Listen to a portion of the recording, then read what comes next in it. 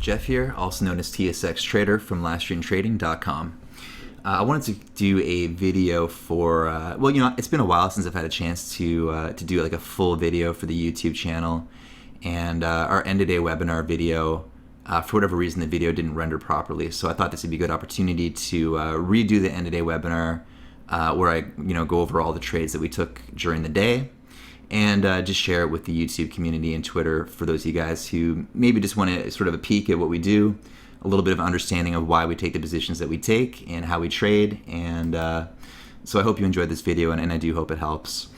I'm going to go over the three main trades that I took today.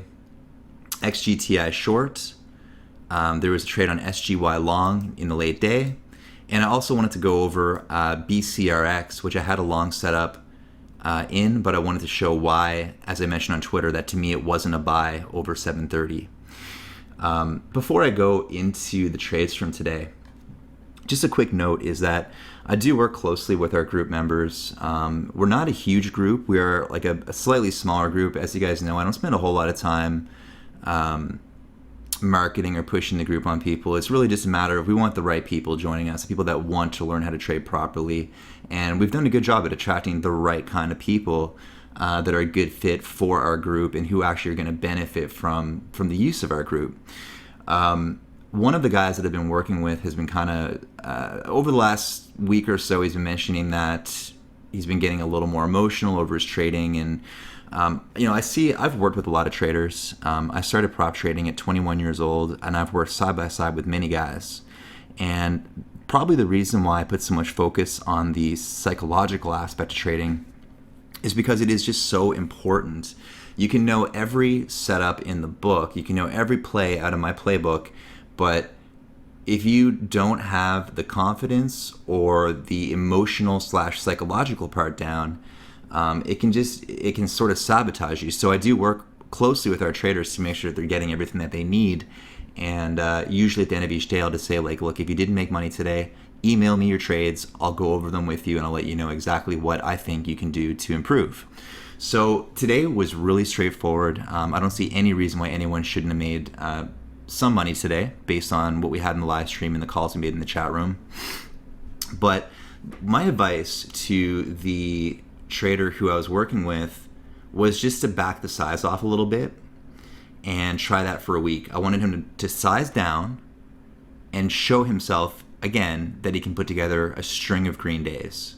And that's been working well for him for this week. So what I did today was I actually went ahead and backed my size off. Today is a Monday. It's Monday, December 19th, 2016.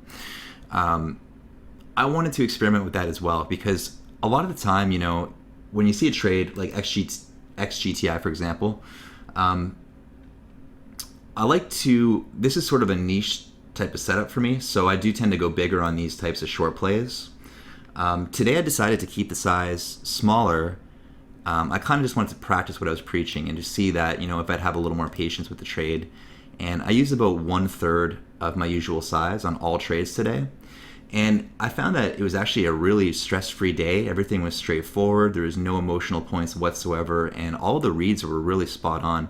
There's a couple of reasons why I did it. One is because I wanted to just go back to trading smaller size for a couple of days and see if the results were actually better than when I'm trading bigger size. And two is because if I'm trading huge size, I really, really need to focus very hard. So I don't want the quality of our live stream to suffer. Generally speaking, you guys get every piece, every thought that goes through my head about charting, price action, what's happening in the moment, where the targets are, where the stops are. This is all stuff that comes through the live stream via the audio and the screen shares you see here. So there's a lot to take in, but at the end of the day, this really, really helps good habits to rub off in you as a new trader or as a developing trader. And another thing is it can really help you get some confidence. If I'm seeing the same things that you're seeing, it's that reassurance that you might need to go a little bigger or to kind of progress the trader. But the idea today was to kind of go back the size off a little bit, and just see if it kind of helped me hang on a little bit longer. So this XGTI trade, I'm going to go over this one first. This was a short idea that I had. As you can see, the stock ran up really nicely here pre-market, or in the morning, right after the bell. We had one really nice dip right there, and I labeled that area as 415 was where we had our first 90 MA test and momentum push higher. 480 was sort of a bit of a topping area here for a moment. We broke through and hit a high rate here of around 498, so it just came shy of $5. At this point, I don't ever look for longs in this area here, so I was basically just saying over the stream at this time, if you didn't play the momentum off the open, do not play along. Let's just stay patient. The stock needs a correction and a bit of a consolidation to set up for what we would call an A+ setup. So to keep things simple, we've basically kind of narrowed it down to one very specific trade setup that we recommend for newer traders and developing traders who want to see more consistency. It really comes down to the chart meeting a very simple set of 4 points of criteria that I've laid out for our group. And this one just fell shy of it. And basically, what I'm usually looking for is if a stock's going to have a big run up, and of course this is a low float stock, and a lot of the time we'll see these have a huge secondary push. So I think a lot of people were kind of scared that they were going to miss the next move in the ramp through 5, and a lot of them bought this candle right here. To me, this just wasn't a valid A+ setup. Now, I might sometimes take a setup like this with smaller size, knowing that it's not an A+, and then I have a quick stop at 450. What I would have needed to see to validate this as a long setup is actually a bit more of a correction here. So I wanted to see it actually break through 350, retest VWAP, and then kind of come back over 450 and consolidate for 15 or 20 minutes. Then 100% I would have had a trigger on that for a long, and we could have all got long on the group and really profited nicely on this, but it did not give me the signal, so there was no trade on the long side there. I started to get really interested in the possibility of a short on this push up here. The reason is because I didn't get a trigger for a long setup, so I think that a lot of people that were kind of pushing through here, although there's a chance it may have went, and if it did, it would have went without me. I like my odds better being against the herd and looking for a possible short if this setup fails. So typically what I'll do is I'll be ready with a short order in case a move like this stuffs. I want to explain, first of all, what I was seeing in the tape, because you kind of had to be on the stream this morning, listening and watching my screen to understand exactly the thought process that was going on here. But there was a massive amount of buy volume coming through in this candle right here. I saw a ton of prints go off between 470 and about 480. So there was just a ton of buyers in that area. So a lot of green prints going through the time and sales. And I was just kind of reading the tape a little bit as it was going through that area. And although there was a flurry of buys and a lot of aggressive buying going on, it was equally met with demand of sellers on the offer side here. So on the level 2, we got the bids here, offers on the right. As the buys were coming through, there was a massive amount of recurring offers that kept getting stacked up. And then it gave me the idea that, look, all of these people that just got long, either in this consolidation between 450 and 470, and especially the ones that just chased sizable long positions up into the 475 area, these guys are 100% going to get washed and scramble to sell if we break 450. The problem with this one, guys, is the short sell restriction was on the stock today. Up top here, I have a daily chart, and because of this sort of red day we had here yesterday or on Friday, it actually triggered the short sell restriction on the stock, which means that you can't actually hit the bid to get short, which was disappointing because typically what I would do is I would just smash the bid right there and anticipating that 450 break, and then I'd look to add to a winner under VWAP here for an all-day fader. I did not get the position that I wanted. The read was spot on. The idea was there, but I couldn't get the fill that I wanted. And the thing about the short sell restriction that makes it more difficult is you kind of have to put yourself in the line of fire sometimes. Like if you really want to get in short, you may have to kind of scale into buying pressure, which isn't comfortable for everyone. And typically, I'm going to want to see some confirmation that the stock is rejecting before I get short in order to, manage my risk properly. So in this case, I actually just managed to kind of scale in along VWAP here for the short side. And this was just one of those kind of all-day faders and a trade walkthrough in the live stream. So There was one spot I wanted to particularly mention that I think is really important, and that is this cup and handle pattern right here. Because typically over VWAP, this is going to be a long setup for me. But I think a lot of guys perhaps aren't actually watching that VWAP. And so when I see a setup like this under VWAP, I use this as fuel for another possible short entry. The reason is because the people that aren't watching VWAP are going to add to their losing positions. So people that are perhaps long, like over 450, a lot of these guys might, unfortunately, what a lot of them I think are doing is they're seeing a setup like this, and then they're saying, okay, this is going to come back and reclaim, and then they're adding to their losing position, getting their average price down, and then when it fails, it gets even more, it starts to go down even more and even faster, and then eventually they have no choice but to hit the bid. And there is really no better feeling than being short, to be on the right side of the stock when everyone else is thinking the opposite. So a lot of what we do here is sort of about a little bit of tapering, just understanding where people are long, where people are short, understanding where they're going to get emotional, where they're going to stop out, and how we can take advantage of those emotions.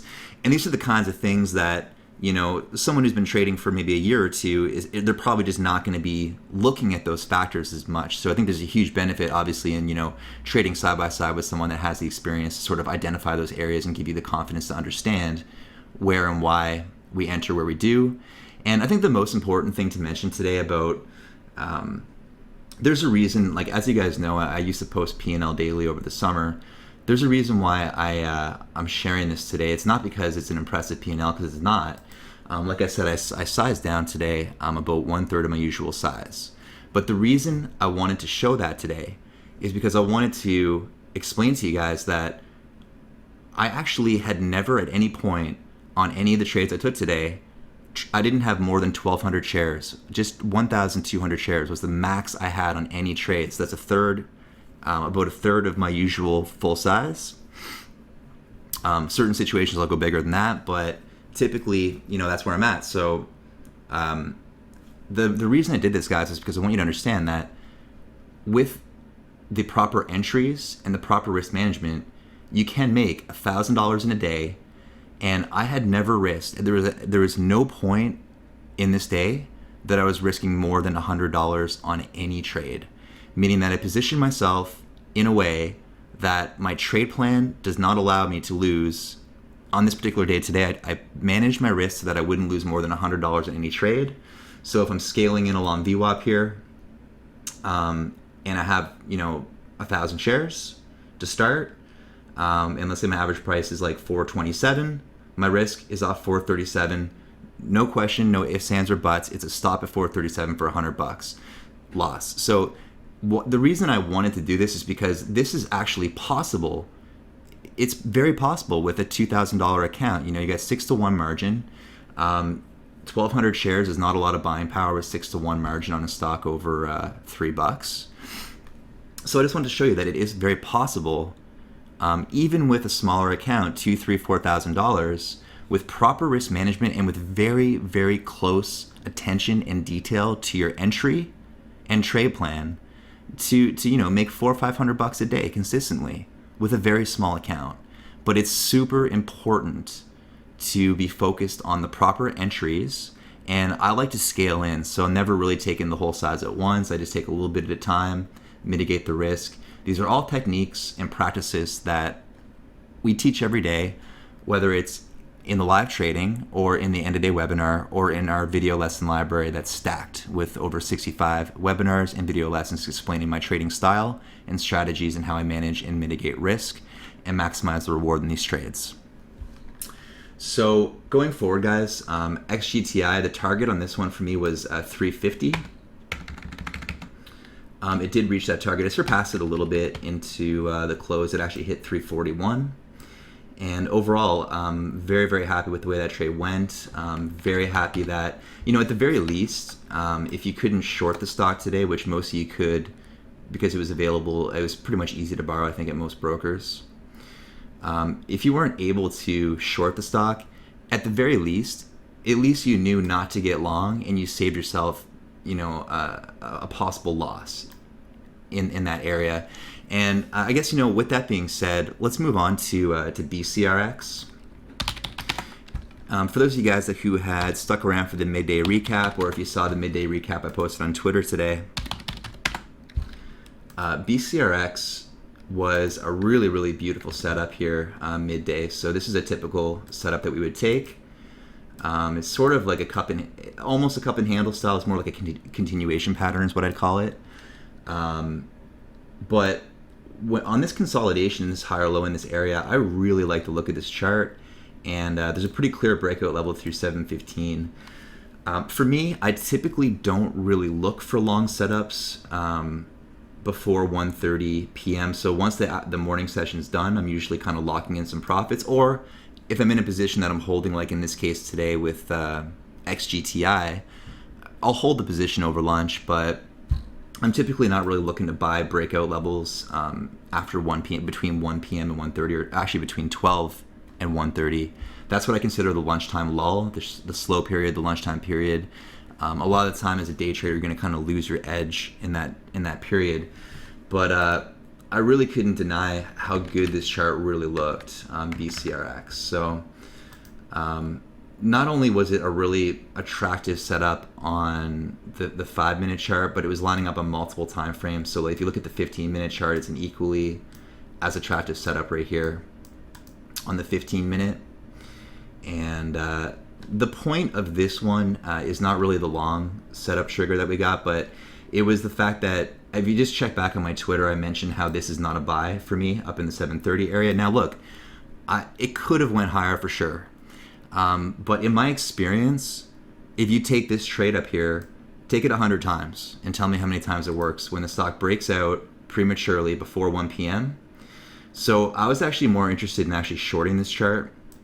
A couple guys in our group did take it short. We have a video lesson in our members area that actually explains this setup. I call it the premature breakout rejection play. Again, if you couldn't short BCRX, at the very least, you were able to, avoid making the mistake of buying this premature breakout higher low. And as you can see, this one actually faded off pretty deep after that initial breakout this afternoon. So if you haven't already, check out that video lesson, guys, and you will, I'm sure you'll take something away from it that's of value. And that's BCRX, and the final SGY was one of the trades from today as well.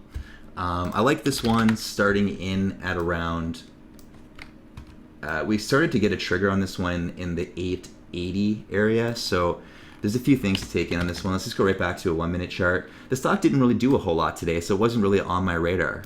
Although it did have this really attractive consolidation over VWAP. My main issue with it was the volume wasn't really there. So again, we kind of have a 4-point system that we're following in terms of what qualifies as a long setup. Volume is definitely part of that system, but the volume just wasn't really there on it. However, I couldn't really deny the fact that this was a really attractive setup, and again, a multiple time frame breakout.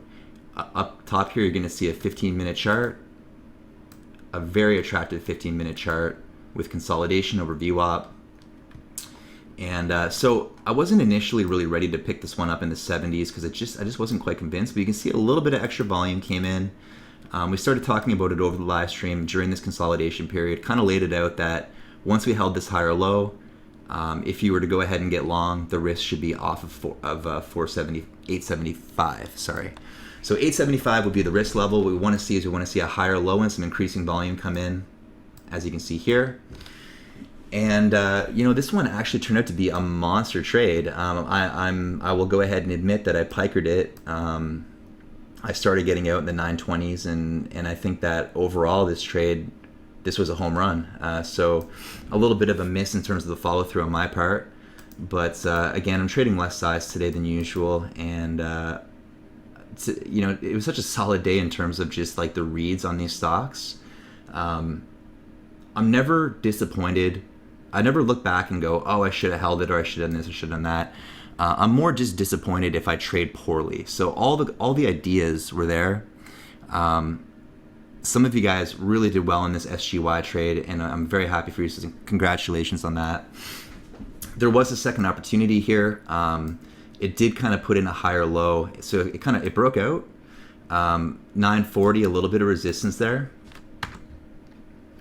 And then we kind of came back in, had a dip, probably wicked out a few people right there because it kind of dipped actually like back below 9 for a second, but it started to look good again once it reclaimed and kind of like started to put in some higher lows there. But overall, this was a super quality setup. I mean, for me, the buy is back here. This is where you're going to get the best risk reward. We're talking about a trade that essentially, even if you got in it, so like 885. I mean, I took a few fills a little late on it, like 890, and I took the last bit at 896. And I'll tell you why is because there was a bit of a level at 96, and as it started to go, I hit the offer because it looked like if it was going to break that 96, it was going to pop. So. Again, the idea basically is where can you get the lowest risk with the maximum reward, and that's exactly the kind of setups that we're looking for every day. So for me, I play a lot of short side, but I play a lot of long side as well. One person who really, really opened my eyes to like how much opportunity really comes in the long side is my trading partner JB, and he's the main moderator in our chat room. And this guy is like perhaps one of the best traders I've ever met. He's my trading partner all day, every day. Just by surrounding yourself with people that are good at what they do, it will rub off on you. These kinds of people like JB who are so patient, so disciplined, a true master of risk, someone that really will wait all day for that one perfect setup. And, this is a good example of, for him, he may have missed an opportunity on XGTI this morning. But instead of getting emotional and then trying to play the chop and then getting involved in the lunchtime chop, he's the kind of trader that has that discipline that he will wait all day. And then when this setup comes, he gets a trigger. He will let us know in chat that he's in. And, the stock, generally speaking, his success rate is extremely high with the calls that he makes. And he's very, very selective. Great person to have as a trading partner. And a great person to have as part of our group at Livestream Trading. So I've been trading with him for about 2 years now, and I can't really say enough good things about him. So that's JB, and lately he's actually been sharing the audio with me, as you guys know, when he can on the screen share. So it's been huge value just to have his thought process as well as mine on certain trade setups. So guys, I guess that's it for now. SGY was a monster trade into the close today, so obviously we'll have that in the watch list for tomorrow. And what I'll do tonight, guys, as usual, is I'll just throw together a nice watch list for us for the morning. And I'll see you guys on the live stream tomorrow morning. Let's have a great week and push this momentum forward. I'm going to size back up tomorrow and go back to the regular size. And hopefully we have some more fantastic opportunities going forward. All right, guys, we'll see you tomorrow.